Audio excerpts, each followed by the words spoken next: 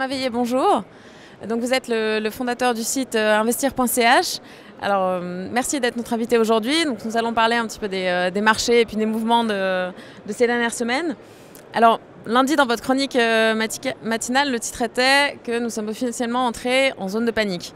Alors vous mentionnez plusieurs éléments comme la volatilité qui est devenue extrêmement importante, quasiment au niveau de 2011 lors de la crise de la dette, une ambiance des marchés très déprimée, voire au niveau de 2008-2009.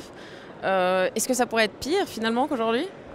Alors, la mauvaise nouvelle, c'est que ça peut toujours être pire. Parce qu'au fait, aujourd'hui, si on regarde simplement historiquement parlant, la hausse de la volatilité qu'on a ces derniers jours, elle vient d'un point du fait que la volatilité était très basse depuis pas mal de temps, donc il y a un espèce de rattrapage. Et en fait, si on regarde sur le long terme, la volatilité, de toute façon, elle est encore très basse par rapport à ce qu'on a vécu en 2008-2009. Donc, ça veut dire qu'en théorie, ça peut être pire. Ça peut être pire, mais par contre, on est effectivement dans une zone de panique, parce que quand on voit des actions comme l'histoire de Glencore, où tout d'un coup, sur un mauvais rapport d'un analyste, vous avez un titre qui perd 30%, c'est symptomatique que les gens ne se posent pas de questions, c'est mauvaise nouvelle égale. Je vends tout, je ne veux plus rien avoir à faire avec tout ça. Maintenant, la bonne nouvelle dans tout ça, c'est que si on veut bien, on nous annonce un crash depuis des mois, on nous dit sans arrêt que ça va baisser, c'est obligatoire, qu'on doit avoir une correction, etc. etc. Donc finalement, en général, ce genre de choses n'arrive pas. Le crash annoncé, ça n'existe pas. Il faut enlever ça de nos têtes.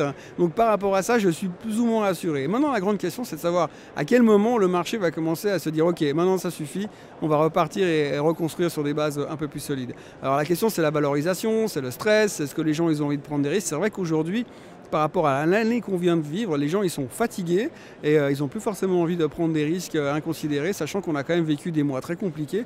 Je ne vous parle pas de la Grèce au début d'année et puis la Chine ensuite, et la période des taux jusqu'à maintenant. Donc tout ce stress-là a fatigué tout le monde. Donc là, c'est politique zéro risque. Il reste 3 mois avant la fin de l'année. Certains, ils ont encore des performances positives. Alors c'est OK. Je vais conserver une performance positive, surtout qu'en fait aujourd'hui vous avez des performances de marché qui font que si vous faites plus 3 ou 4% cette année, aujourd'hui, c'est déjà exceptionnel. Tout à fait. Il y a aussi une autre problématique liée à cet environnement de marché que vous avez relevé ces derniers jours, c'est l'horizon d'investissement en fait, lié au portefeuille, c'est-à-dire que même si on a un horizon d'investissement qui est a priori de 5 ans, 7 ans, voire 10 ans, finalement la réaction des clients ou de certains managers, c'est plutôt d'avoir une vision à 3 jours en fait.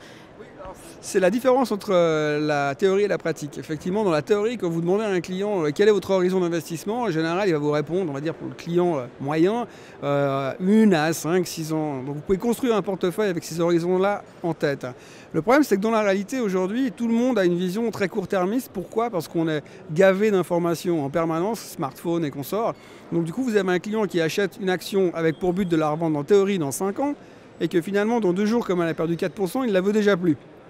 Donc ça change complètement, ça perturbe complètement la structure du portefeuille. Et si vous prenez historiquement parlant, vous avez 3 grandes catégories d'investisseurs. Le trader, l'investisseur moyen terme et l'investisseur long terme qu'on assimile souvent aux caisses de pension.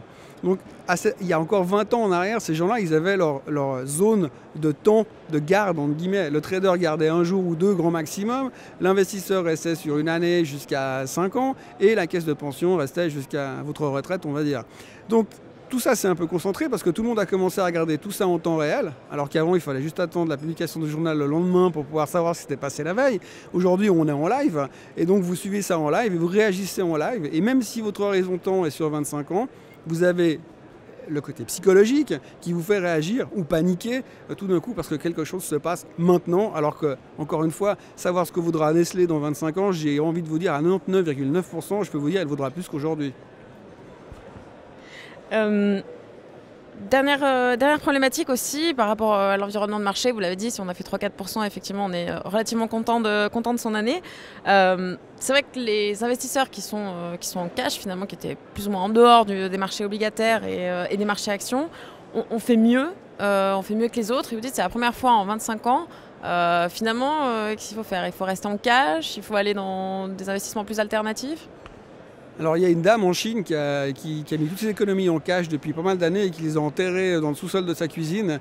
Et l'autre jour quand elle a voulu y aller, ils avaient tout pourri, les billets de banque avaient pourri au fond du sol de la cuisine. Alors tout ça pour dire, non, le cash n'est pas une alternative. Le cash aujourd'hui, il surperforme le marché parce que le marché des actions est mauvais, parce que le marché obligataire est pourri depuis des mois, et puis que tout le reste ne fonctionne pas. Commodities on oublie, les hedge funds c'est un pile ou face. Donc du coup c'est très compliqué. Donc l'alternative au cash, pour moi, aujourd'hui, on dit bon, le cash, il surperforme, mais il ne faut pas oublier qu'en Suisse, on a des taux négatifs, et puis que rien qu'avec l'inflation, dans les années à venir, vous n'allez de toute façon pas gagner d'argent. Donc non, ce n'est pas une alternative. Maintenant, le problème, c'est que les gens, ils ont tellement mal vécu cette année, ils ont tellement marre, excusez-moi du terme, que finalement, la solution, c'est de se dire, ok, au moins en cash, il ne peut pas m'arriver grand-chose, en théorie. Donc on a tout ce concept-là. Et d'ailleurs, on entend régulièrement des caisses de pension qui sont en train de chercher des solutions pour aller planquer leur cash dans des coffres pour ne pas avoir à payer les taux négatifs qu'on a aujourd'hui en Suisse. Donc c'est pas une solution en soi, c'est un hasard des marchés qui fait qu'aujourd'hui, on en est là. Maintenant, admettons que les marchés se reprennent, ce qu'ils avaient l'air de faire en tout cas ce matin, eh bien on peut espérer qu'à la fin de l'année, on soit de nouveau à 2000 sur le S&P 500 et tout d'un coup, vous avez une performance positive, du coup, votre cash, il ne vaut plus rien.